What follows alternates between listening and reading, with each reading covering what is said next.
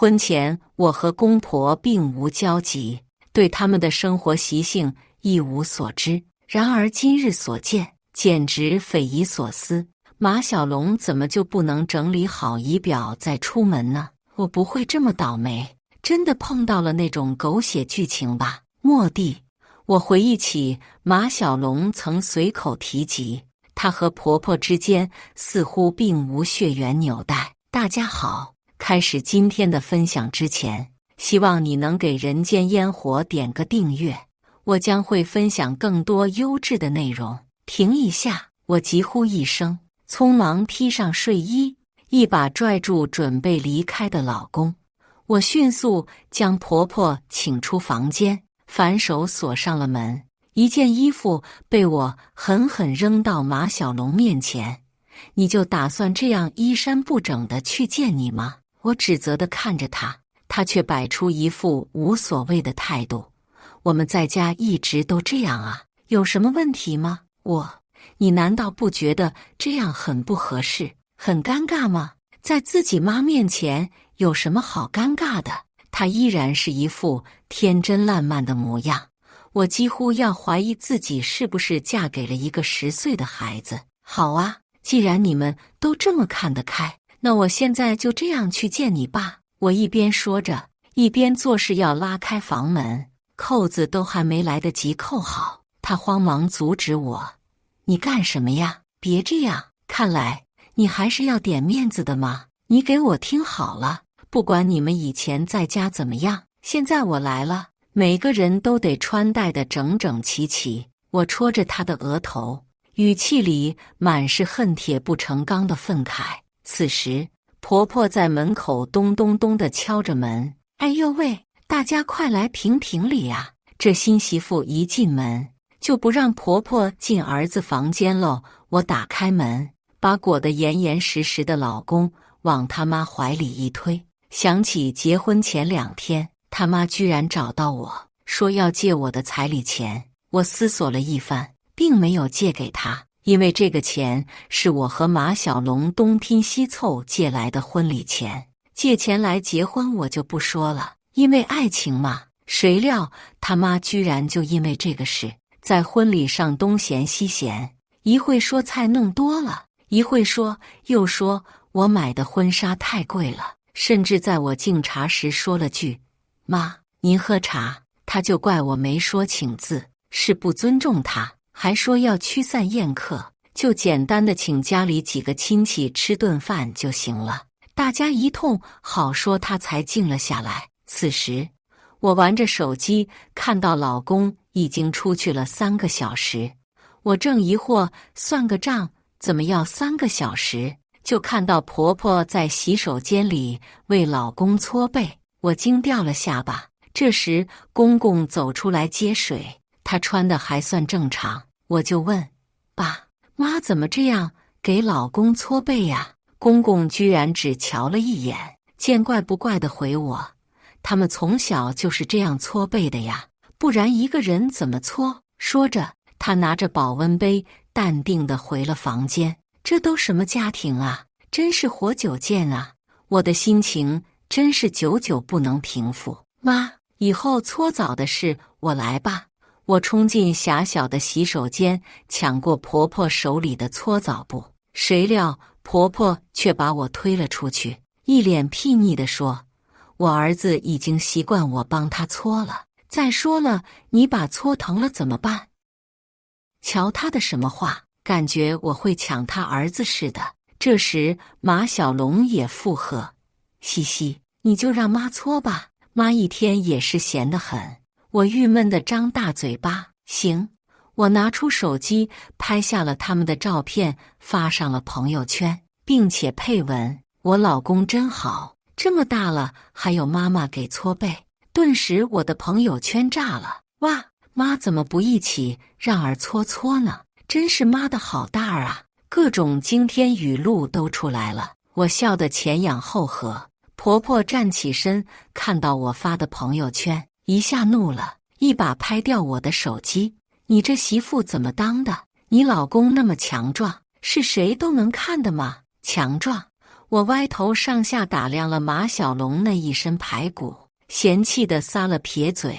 我低头弯腰捡手机，婆婆也弯下腰来，正好2个人撞上了。狭小的洗手间里，婆婆一个踉跄倒在湿漉漉的地板上，马小龙眼疾手快地扶住她，婆婆哎呦呦地喊了起来。马小龙也怒了，朝我吼：“你来瞎凑什么热闹？把妈撞出什么？好歹你负得了责吗？”我听到她第一次吼我，我眼神复杂地看着她，婆婆也顺势扶着脑袋，疼痛不已的模样，拒绝我们扶她去沙发。马小龙又吼我：“妈都这样了，还不赶紧给妈道歉啊！”呵，我心里冷笑，是她迎上来让我撞的，关我什么事啊？被她这一吼，我气不打一处来，扯起婆婆的手臂，就用力地把她拽到沙发上，压着她躺下。妈还是躺着吧，免得得了什么脑震荡，撞坏了脑子。半夜，我在睡梦中看到一抹黑影推开房间门走了进来，黑影在我们的床前站了好一会儿，我不知道是谁，因为太困又迷迷糊糊的，最后还是睡着了。早晨，我被一阵重重的摔门声惊醒，然后眼前就是刺眼的光。睡眼朦胧的我看到婆婆气愤地拉开我们房间的窗帘，嘴里还骂骂咧咧：“马小龙，几点了还不起来做早餐？是想诚心饿死你爹妈呀？”她嘴里骂着队友，可我知道她是暗戳戳的指桑骂槐呢。我摸了摸身边的位置，只见马小龙揉搓着眼睛，吊啷啷的从厕所里出来了。“妈，才6点呢，那你再睡会吧。”说着他往门口走去，边走还边阴阳怪气地说：“哪有新媳妇不起床给公婆做早餐的？想起我们那会5点就得起来了。”我也没多想，就赶紧起来了，想着早餐都是豆浆油条包子啥的，于是就买了些回来。谁知婆婆又发难了：“哎呦，油条这种油腻腻的，我身体又不好，怎么吃啊？我打小也不爱吃包子啊。”我嘴角抽了抽，忍着笑道：“妈，你想吃什么？以往啊，都是你爸给我到东向街买的林氏饺子店，都吃习惯了那个味儿了。东向街离家7、8个公里呢，为了个早餐都必要那么挑吗？”我正想着，他忽然又叹了气：“哎，老了，娶个儿媳妇，连自己喜欢吃的东西都吃不着，不然我还是叫你爸去买吧。”说着，他拿起了手机，给正在楼下晨练的公公打去电话，但并没有人接。于是他丢下手机，眼神紧着我，愤愤地说：“算了，不吃了。”我全程没有说话，又不是什么金枝玉叶，吃个早餐还得用挑的，谁惯着你？我吃完就准备出门，谁知婆婆居然哭闹起来：“哎呦，儿媳妇虐待婆婆了，饭都没得吃。”这时马小龙起来了，看到婆婆又喊又叫，第一个就怪起了我：“你怎么搞的？怎么没给妈去买饺子？我这来回跑都到中午了，还吃什么早餐饺子？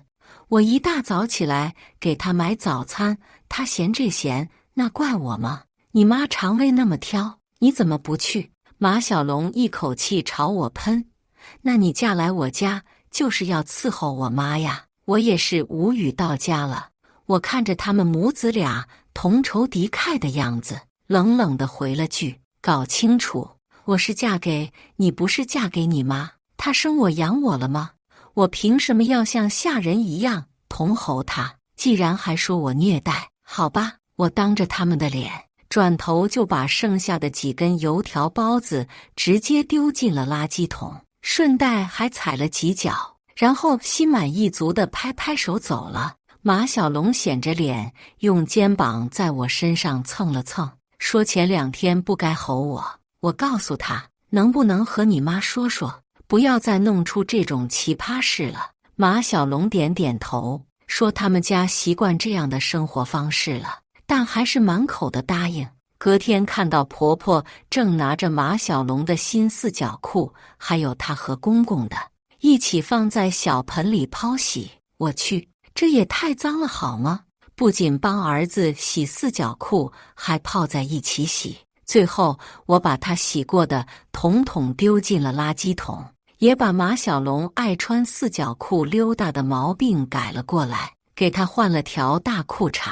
谁知他只穿了2天就嫌热，干脆啥也不穿了。而由于天比较热，空调也是老式的，风扇加空调都开了，家里仍然热得像火炉。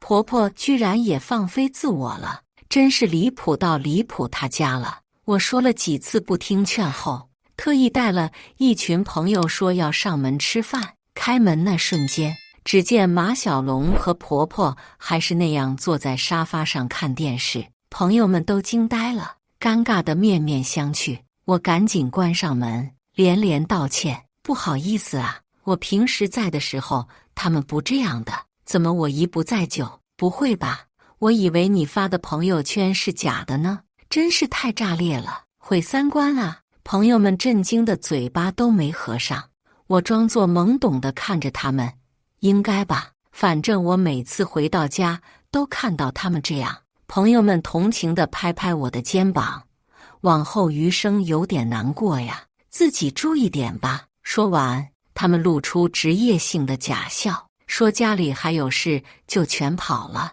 而我都快要笑死在家门口了。这种震撼的画面，估计都会成为他们茶余饭后的笑谈了。下午买菜回来，正好听到婆婆七嘴八舌的跟邻居说着我的坏话。哎呦，我家那媳妇哟，每次买肉就买指甲盖那么小的，我也是只能吃青菜，肉都是留给她吃的，我无所谓的就当减肥了。媳妇吃得好就好了咧。2个邻居也附和道：哎呦，你太宠你媳妇了吧，但这媳妇也太不孝顺了，是我早骂她了。这时我出现在了他们身后，妈，您在这呢。婆婆看到是我，赶紧从长舌妇变成了另外一副好婆婆的模样。你们瞧，这就是我家儿媳妇，漂亮吧？2个邻居立马笑着点头。我扶住婆婆的手臂，一副母慈子孝的模样说：你们瞧我婆婆这一身膘都是吃青菜吃出来的，哪还敢给她吃肉啊？别到时候吃出什么毛病了。说完，我扯着婆婆的手回家了。于是这顿饭我就只做了3个青菜，青菜里只有几粒碎肉末，气得婆婆饭都不吃了，甩下筷子就躲进房间里窝火。公公和马小龙也铁着一张脸，赶紧2个人去哄婆婆。我甚至还听到房间里对我骂骂咧咧的声音。我镇定地吃着自己的饭，刷着小视频，笑得没心没肺，心里却清楚自己和婆婆之间的矛盾已经越来越大了。半个月后，马小龙上班了，而我也因为怀孕了的原因没有去上班。一大早，婆婆的推门进来，在衣柜里给她找衣服裤子，弄得声音特别大，我都怀疑她是故意的。我记得昨晚睡前我是反锁了呀。我瞪了马小龙一眼，他耸耸肩，我有踢被子的毛病，我妈半夜都要来给我盖被子的。我无语地翻了个大大的白眼，原来我每天半夜睡梦中看到床头的黑影，就是我那奇葩婆婆呀。婆婆服侍马小龙穿衣刷牙好后，笑着把他送出了门，比我这老婆做的还好。我甚至都怀疑到底谁是他老婆了。中午，马小龙打视频给我问我吃的什么，婆婆居然一把抢走手机，像绿茶一样阴阳怪气起来。我的儿啊，你都不问妈吃的什么，你不想妈的吗？于是婆婆拿着我的手机，2个人东扯西扯的聊了大约半个小时，比我跟这新婚妻子一辈子说的话一定要多。直到手机传来电量低的声音，我一把抢回手机，直接挂掉了视频。婆婆居然气呼呼地骂道：“怎么了？我跟我儿子聊天，碍你什么事了？手机不也是我儿子给你买的吗？你身上哪件衣服不是我儿子买的？我儿子的就是我的，用他的就是用我的。”她噼里啪啦地骂了一大堆，我懒得听，直接回房间，砰的一声关上门，把音乐开到最大。我听到婆婆在门口又开始阴阳怪气的大声说：“哎呦，怀孕了，了不起了，摔门给谁看谁没怀过孕一样。”我惹不起，我躲得起。我想起昨晚的垃圾还没扔，想着正好下楼倒垃圾躲它，谁知一开房门就看到2袋子垃圾摆放在我正门口，袋子里的垃圾已经揪了出来，恶心的臭汁水流了一地。我气坏了，正要去找婆婆问清楚，只见她穿着一套新衣服，正在她房间镜子前臭美。我一看，那不是我妈新买给我的孕妇装吗？我说：“妈，那是我的孕妇装。我见这衣服丢在沙发上，以为没人要了呢，怎么我就不能穿吗？再说又没写你名字。”婆婆体型肥大，孕妇装也是能套的合适的。婆婆一脸睥睨地瞧着我，还有啊，把垃圾倒了，我房间里也有一袋，一天天就知道吃饱了躺着，也不知道找事情做。本来我孕反就很难受，一整天都不想动弹，婆婆还吵吵嚷嚷的，弄得我更是心烦。我一气之下拿起扫把，把我房间门口的垃圾统统扫到了婆婆的房门前。婆婆气得脸都绿了，想上前抢走我手里的扫把。我举起来，恶狠狠地做势要朝她砸去。婆婆顿时慌了，哭哭啼啼冲着窗口朝楼下正在下棋的公公喊要打人了，然后又打电话给正在上班的老公打小报告，公公回来了。马小龙没过一会也回来了，婆婆立马趴在马小龙怀里说我要打他。我顺势捂着肚子躲在公公身后，一脸委屈地哭了起来。我说这是孕妇装，婆婆说要穿，我没说什么就给她了。可是不知道婆婆为什么不开心，还把垃圾丢了一地。绿茶这套谁不会呢？看到满屋子的狼狈，马小龙却是不分青红皂白，对我破口大骂：“一件衣服而已，你怎么还让妈哭了？给妈就得了，再买一件不就得了？”看到她给婆婆擦眼泪，我恶心地翻了个白眼，直接动手从婆婆身上脱下那件孕妇装。既然这样，你就给你妈去买一件孕妇装吧，这是我妈给我买的。说完，我直接出门，还重重地把门摔得巨响。几天后，公公约婆婆出外地旅游，可婆婆却说我怀孕了，她要在家照顾队友。婆婆还说我怀孕不能让马小龙晚上太劳累，于是她干脆抱着她的被子隔在了我们中间睡觉。她2个盖婆婆的被子，我一个人盖自己的被子，我真是恶心死。你睡我们中间，她就不劳累了。她还说我怀孕了不能赚钱，让我少吃点，少花她儿子的钱。最后甚至买菜的时候只买了他娘俩的菜，而怀孕的我只能吃泡面啃馒头。我忍不住了，于是我也喊来了我爸。我爸一听说女儿被婆婆欺负，那还得了，赶紧就买车票过来了。我爸从老家带来了很多土特产，还买了一个灶安在了阳台上，每天都给我做好吃的，大鱼大肉，吃得我肥肥胖胖。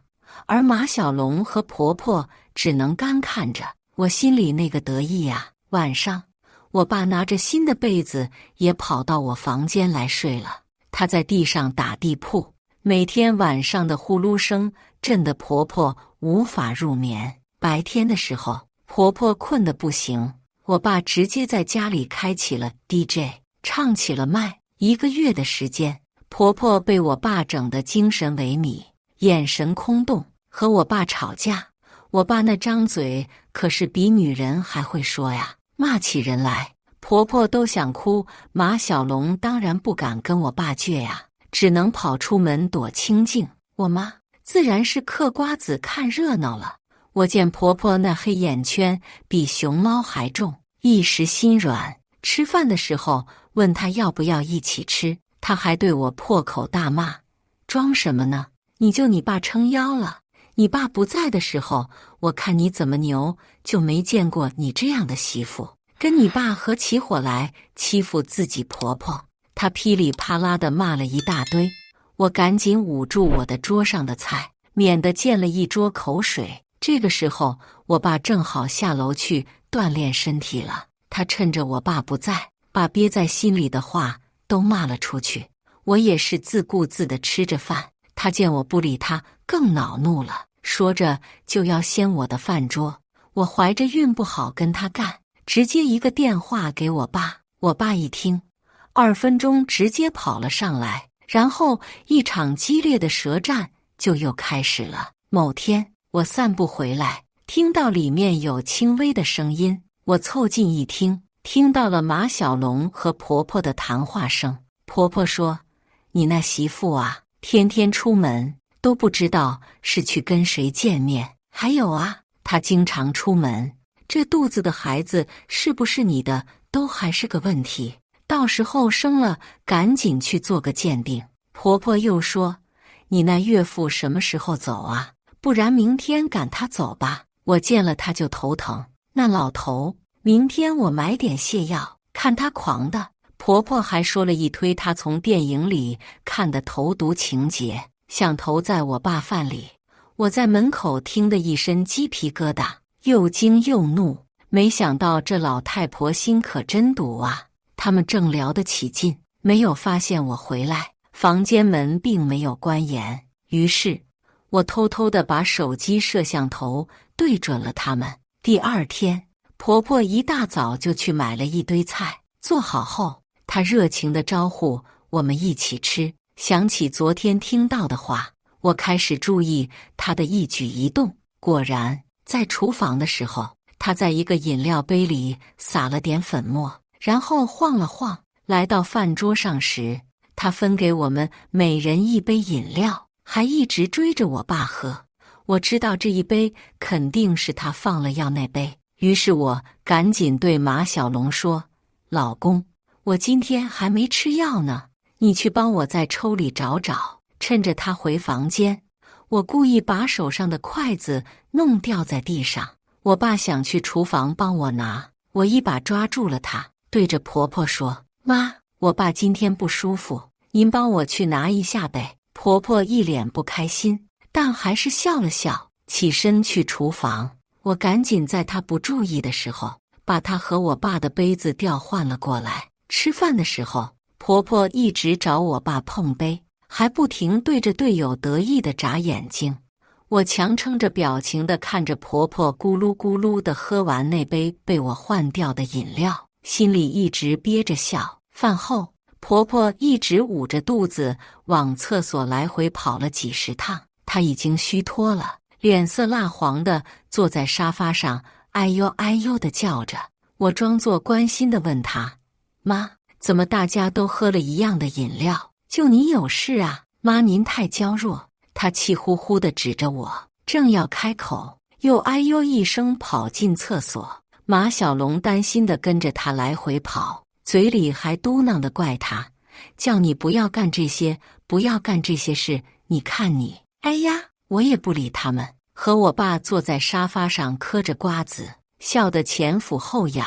几天后，我爸回去了，我把我爸送到了火车站。我爸担忧地捂着我的手：爸走了，遇上这样的老公婆婆，你以后一个人怎么办啊？我拍拍他的手，安慰道：爸，我都想好了，生下孩子我就跟他离婚。好，放心好了，以后爸来照顾你和小孙子。我爸满眼开心，我以为他会反对，没想到他那么大意。送走了我爸后，我回到家，却看到婆婆正在我房间里找着什么。我过去一看，看到她把我爸之前盖的被子全丢了出来。本来我是收好在衣柜里的，想着下次我爸再来还能盖，没想到他居然全扔出来了。妈，你干嘛呢？我郁闷地看着他，这种臭烘烘的东西留在家里干嘛？也不怕留有什么病传染给我儿子。婆婆理直气壮地说。我的火气蹭的一下就上来了，我一把推开她，抱起地上的被子，破口大骂：你说谁有病呢？你才有病吧，你全家都有病。婆婆被我一推，急了，她完全不顾我带着肚子，伸手就往我手臂上掐，我也不饶她，薅起她的头发，骂我可以，敢骂我爸，我管他是天王老子还是什么。婆婆也是个狠角色，她也想拉我头发，我眼疾手快地抓住她的手往下掰，她疼得哇哇地叫起来，谁料她居然一脚踹向了我的肚子，我紧急被送进了医院。由于我胎盘过低，又情绪激动，加上被婆婆狠狠地踢了一脚，我怀孕8个月大出血了。医生说胎儿很危险，要引产，可婆婆却跟医生说我胎儿未足月，让医生想办法保胎，直到足月顺产。医生说孕妇现在大出血，再晚一点，胎儿和孕妈妈都很危险啊。可婆婆还是拒绝让马小龙签字，坚持保胎。马小龙自然是听她的话，一直拖着死活不签字。医生们也是很为难，因为此时此刻我的血根本止不住。护士跑过来说，孕妇晕倒了，快签字吧。婆婆一直倔着，我知道她肯定是想拖延我的时间。不知过了多久，婆婆拉住医生说，能保小吗？正巧我回去的爸爸返了回来，听到婆婆说保小，他一拳就扇在了婆婆脸上，赶紧拉着医生签了字。最后我爸就和婆婆在医院里大闹了起来，这些事都是我爸后面告诉我的。我引产成功后，身体还是很虚弱，孩子被放在了保温箱，我爸照顾了我几天，却因为家里母亲又病了，需要人照顾，所以几天后他又回去了。因为马小龙要上班，公公前段时间去旅游摔伤了腿，所以只能婆婆来照顾我。我对她是怨恨的，但奈何我是远嫁，这个城市又没有亲戚，所以也只能忍着。住院期间，婆婆每到饭点时间都会跑到保温室门口看宝宝，根本不理我饿不饿。等到她想到我时，才慢悠悠地去买了一碗泡面给我，还理直气壮地说，来不及做饭了，勉强吃着吧，总比没有吃的好。好，我吃。死老太婆，你给我记住啊！因为经常吃泡面的原因，我根本没有奶水，宝宝也每天饿得哇哇的哭。更过分的是，这天我从厕所里扶着墙出来时，正看到婆婆在宝宝的奶瓶里面加白糖加冷水，然后喂给孩子。我气急了，一把抢过她手里的奶瓶丢在地上，大声吼她，你还有没有良心了？你还是人吗？因为今天宝宝奶粉正好完了，我也已经打电话给队友了，队友一直说在路上，却始终不见人到。我本来想着一会去跟护士借些奶粉的，谁知道却看到这可恨的一幕。婆婆看到我凶她，立马屁股坐在地板上，大声哭闹起来。哎呦，这是什么儿媳妇啊！我这老太婆每天不吃不喝的想着怎么照顾她，买各种营养品给她吃，她却说我没良心。到底是谁没良心啊？你们都来瞧啊！她这一闹，医院里不少看热闹的人围在了我们的病房里，不知情的人开始对我指指点点，说我不孝顺婆婆。我一把打开床头柜子，里面叠满了各种各样的泡面碗。你说营养品是这些吗？我指着那堆泡面，讽刺地说，你可真是好婆婆呀，不仅把我打进医院，让我大出血，还跟医生说只保小。又让我1日3餐只吃泡面。我拿起地上的糖水奶瓶，也大声地哭喊起来。现在又让我没足月的儿子喝白糖水，你们说有这样的婆婆吗？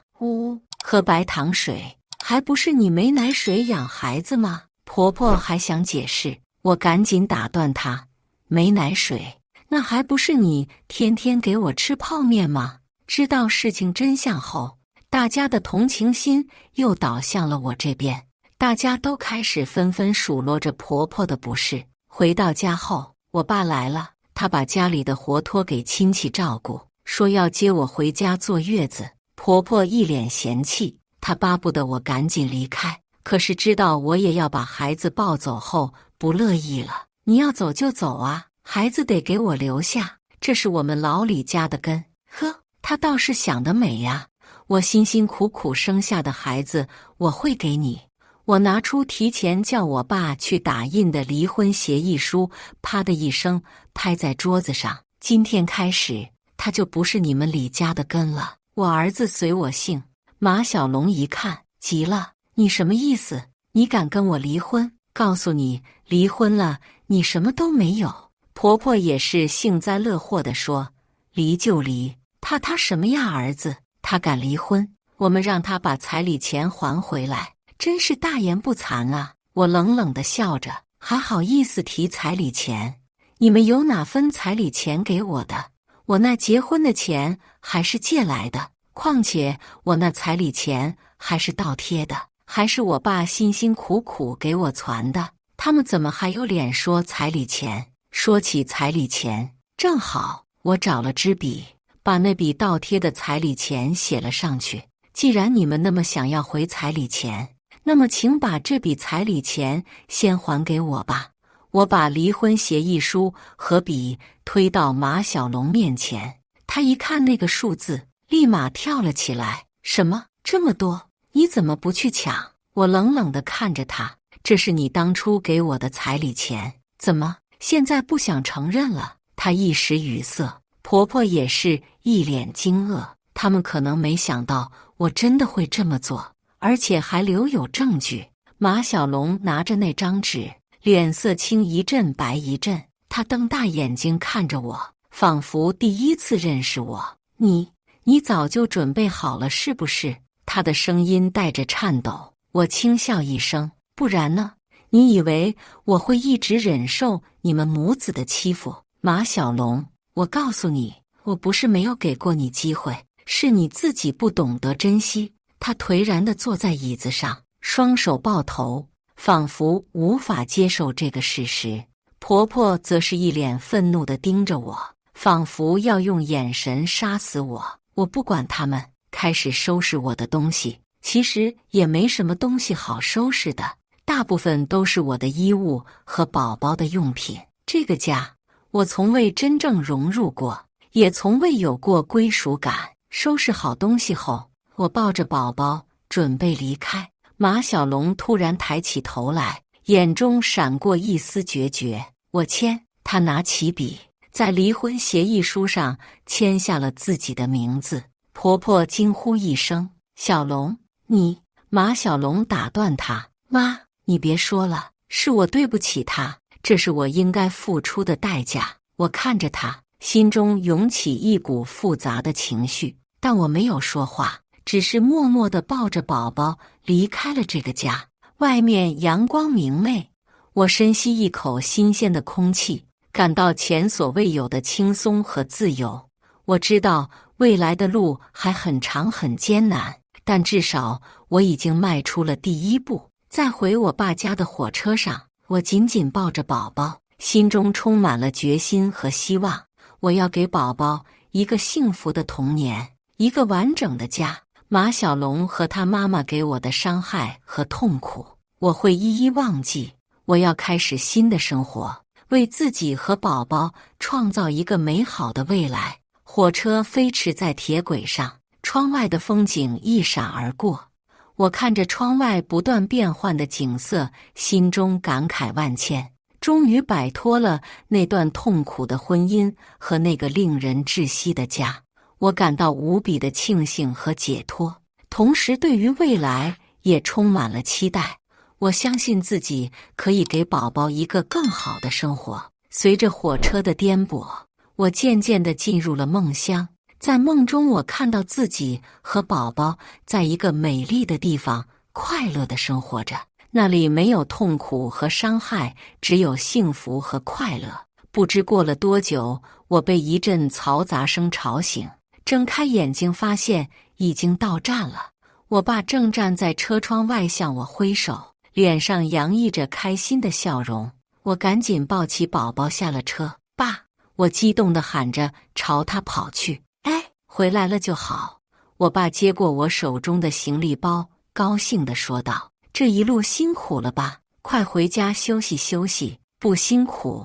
我摇摇头，笑着说道：只要能够离开那个地方，再辛苦也值得。说得好，我们回家。我爸搂着我的肩膀说道。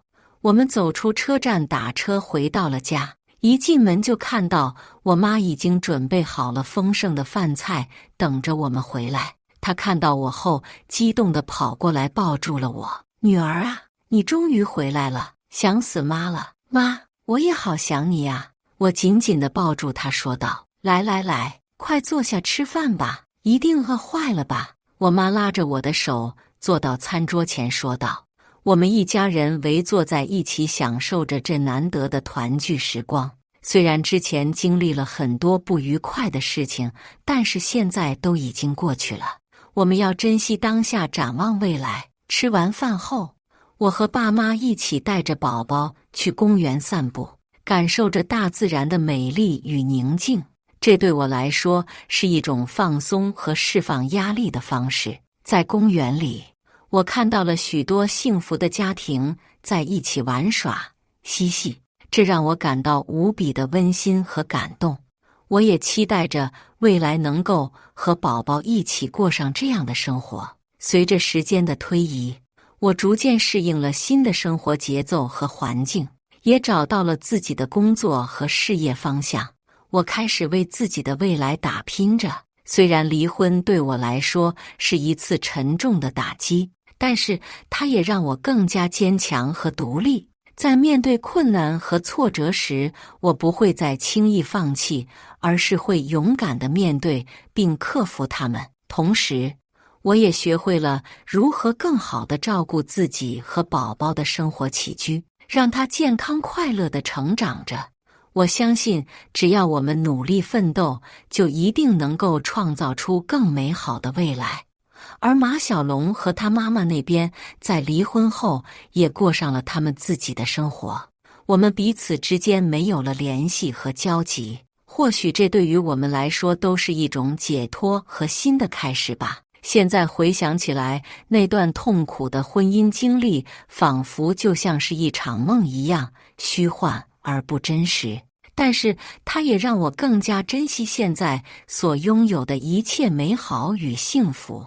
我希望通过自己的努力和奋斗，能够让宝宝拥有一个更加美好的未来，同时也希望自己能够找到一个真正值得托付终身的人，共度余生。以上就是今天分享的故事。大家有什么想说的、想吐槽的，欢迎在下方评论交流，也更希望能给人间烟火点个订阅。我将会分享更多优质的故事内容。